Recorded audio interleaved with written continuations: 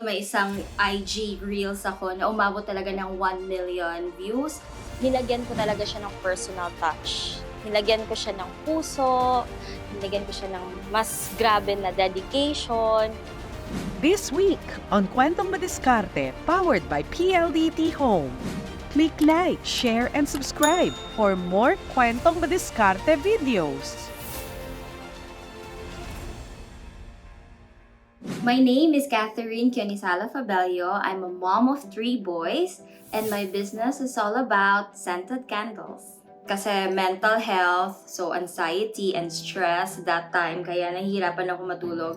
So naisip ko, why not I make something out of that problem that I'm currently dealing with the aromatic candles kasi nagbibigay siya ng aromatherapy.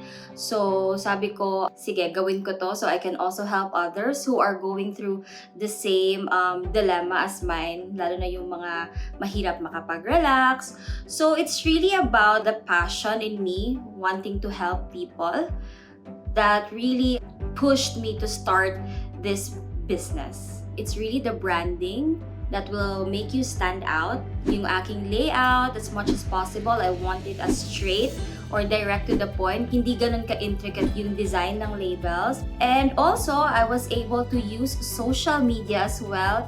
I took really good photos. Sa social media kasi ngayon, people are really into Reels, into TikTok, yung mga short videos. May isang IG Reels ako na umabot talaga ng 1 million views. Gumawa ako ng para personal touch sa aking mga Reels, sa aking mga social media accounts, even my photos. I made sure na may kamay, may skin na makikita para catchy siya.